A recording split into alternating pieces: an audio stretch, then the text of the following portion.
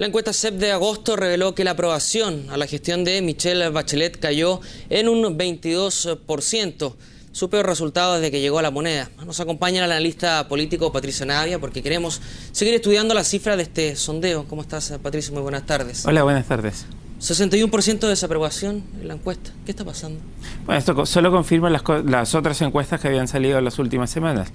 Evidentemente la presidenta tuvo una caída desde el caso Cabal, en lo que más la ha golpeado, en buena medida porque ella fue electa para combatir el abuso, para combatir el lucro. Y el caso Cabal refleja la idea de que al final del día, en su propia familia, hay gente que participa del lado de los abusadores y por lo tanto su capacidad para combatir ese abuso se ve cuestionada. Y desde entonces la aprobación de Bachelet comenzó a caer y no se ha podido recuperar. ¿Ha faltado este golpe de timón que tanto hablan? Se había realizado hace un par de meses atrás con cambios en los gabinetes. ¿Falta ahora un golpe de timón tal vez para enrielar esta cifra? Bueno, probablemente un nuevo cambio de gabinete no va a tener mucho efecto como no lo tuvo el primero. Y esto en buena medida porque no queda claro cuál es la dirección en la que quiere avanzar la presidenta. Aquí no hay un problema de gabinete, hay un problema de que la presidenta hace un cambio de gabinete, pero después dice vamos a seguir avanzando en la misma dirección que veníamos avanzando. Entonces, en la medida que la presidenta no se decida a ir en una dirección o en otra, difícilmente va a cambiar esta alta desaprobación. Probablemente no siga cayendo mucho más. Después de todo, hay un 20% de personas que se identifican con la izquierda, así que probablemente esa gente va a seguir aprobando a la presidenta Bachelet. Está en su piso, creo que no puede bajar mucho más de lo que ahora está, pero ella necesita revertir esa tendencia y hacer que su aprobación mejore un poco. ¿Y la capacidad de liderazgo está puesta en duda con esta cifra? ¿Cómo revertir? Sí. Incuestionablemente, si tienes 22% es porque la gente no te cree. Recordemos que la presidenta en 2009 llegó a tener 78% de aprobación en esta misma encuesta CEP, o sea, un mundo de diferencia. Ahora, para que la gente te crea, tú tienes que tener una hoja de ruta clara y un lugar claro donde quieres ir. La presidenta ganó porque tenía un lugar claro donde quería llegar. Quería terminar con el abuso, quería terminar con la desigualdad, dar más oportunidades a la gente. Pero la hoja de ruta se confundió y al final este bus quedó estancado en el lodo y la gente rechaza a la presidenta porque da la impresión de que la presidenta no sabe cómo sacar el bus. De pronto acelera y otras veces retrocede y el bus sigue estancado en el lodo. Patricio, atributos que tenía la presidenta y que tal vez eran las formas más claras, los caballos de batalla, por decirlo de cierta forma. La confianza, la cercanía. Ahora hay una desconfianza hacia la presidenta, no hay tanta cercanía. ¿Cómo recuperar esos atributos cuando son tan blandos? Sí, yo creo que todas esas cosas van juntas. No es que la presidenta pierda confianza y baje su aprobación. Más bien la gente deja de aprobar y por lo tanto dice ya no le creo, ya no confío en ella. O sea, no es que vas a ganar confianza y luego subir la aprobación. Todas esas cosas vienen juntas. Pero en buena medida creo que lo que la gente ve es que la presidenta no está avanzando en ninguna dirección. De ratos da la impresión de que quiere retroceder un poco al estilo Burgos y de ratos dice no, voy a seguir avanzando. En las próximas semanas va a ocurrir exactamente lo mismo. La presidenta tiene que explicar cuál va a ser el proceso constituyente que ella prometió, comenzaba ahora en septiembre, y también tiene que aclarar que en la ley de presupuesto que va a enviar al Congreso tiene que quedar claro cuál va a ser la lógica para poder comenzar con la gratuidad de la educación que ella también prometió. Si ella insiste en avanzar, entonces va a producir cierto rechazo. Si retrocede respecto a sus promesas, va a producir otro tipo de rechazo. Si intenta hacer ambas cosas, dejarlos contentos a todos, va a producir un rechazo todavía mayor. Cuando tienes este nivel de aprobación tan bajo, lo que normalmente hacen los presidentes es polarizar un poco el escenario. Así generan una situación tal que o te aprueban o te rechazan. Y es, por ejemplo, lo que hace Cristina Kirchner en Argentina. Y ella toma un discurso muy combativo que obliga a toda la gente de izquierda a apoyarla y por lo tanto su aprobación sube, aunque la gente de derecha la rechaza con mucha fuerza. O sea, pero aquí también hay un problema de los partidos que nos están alineando, una nueva mayoría que se pretendía hacer un cambio, sin embargo estamos viendo que empiezan a aparecer nuevamente figuras de la concertación. Sí, por supuesto, los partidos de la nueva mayoría, todos los partidos políticos en todo el mundo, lo que hacen es pegarse a figuras populares, y cuando las figuras, los liderazgos dejan de ser populares, los partidos se alejan. Eso ocurrió también con el presidente Piñera.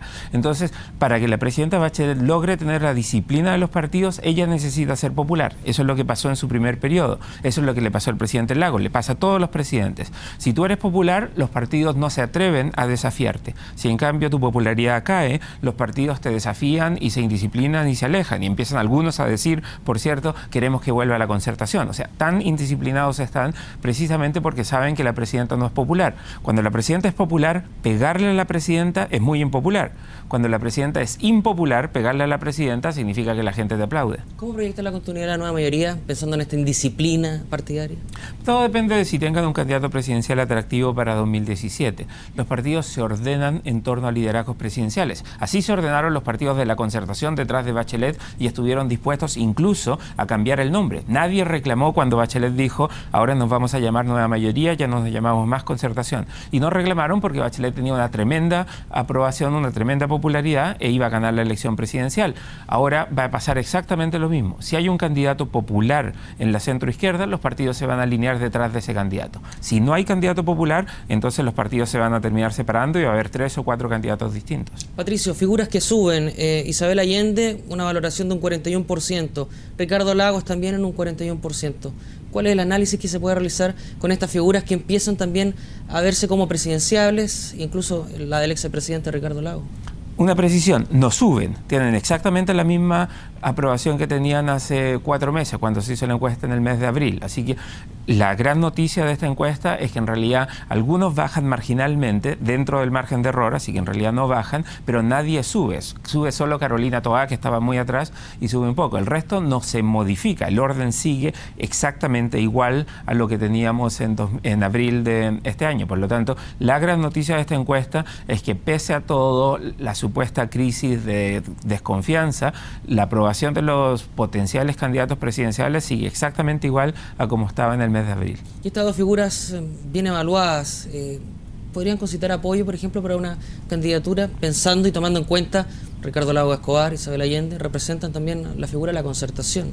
¿Se pueden alinear al sector incluso? Representan la figura de la concertación y van a buscar representar la figura de la nueva mayoría también. Ahora, el CEP, por alguna razón incomprensible, no hace la pregunta obvia, que es la pregunta de intención de voto. El CEP debería hacer esa pregunta. Digo, esto es como cuando tú vas al médico y en vez de que te tomen la temperatura, te toman la presión, y a partir de la presión los otros tienen que adivinar cuál es tu temperatura. Bueno, son cosas distintas y no costaba nada hacer una pregunta y decir por quién quiere votar en la elección de 2017. No entiendo por qué el CEP no lo hizo. Me parece un acto de irresponsabilidad, porque todos los medios, tú incluido ahora mismo, lo que estás tratando de hacer es derivar intención de voto a partir de aprobación de figuras públicas. Y la pregunta de intención de voto tendrían que haberla incluido, una pregunta obvia que no incluyeron. Estadísticamente no podemos derivar intención de voto a partir de la evaluación positiva o negativa.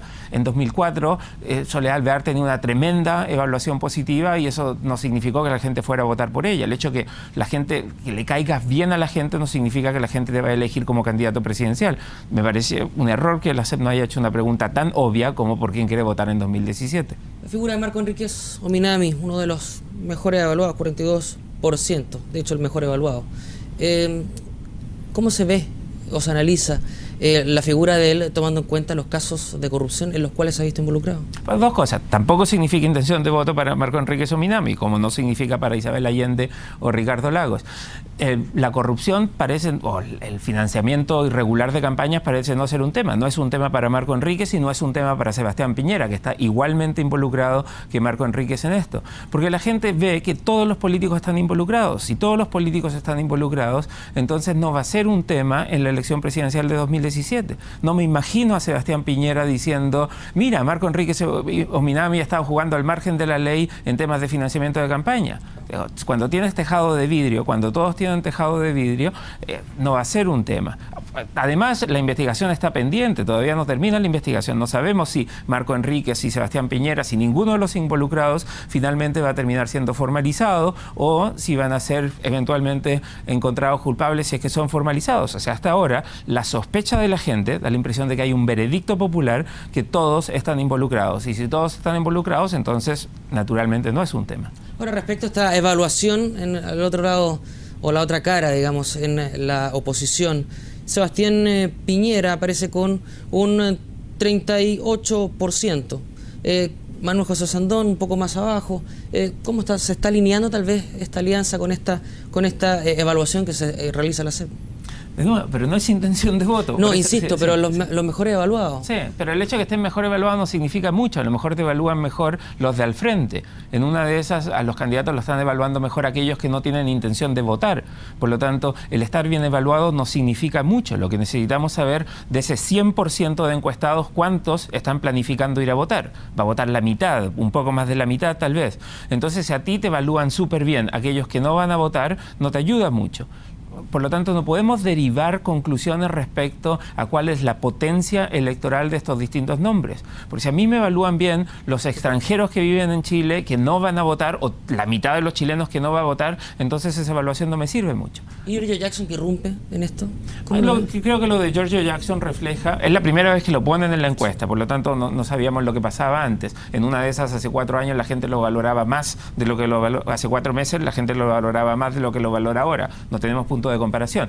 Pero me da la impresión de que lo que está mostrando esta encuesta, junto a otras encuestas que han evaluado a los líderes más jóvenes, es que la gente ve bien, valora bien el recambio generacional, y esa es una señal para los partidos. Si quieres que la gente te valore sin saber ni siquiera lo que piensas, entonces tienes que poner caras nuevas y caras más jóvenes. Por el 2016 se vienen las municipales.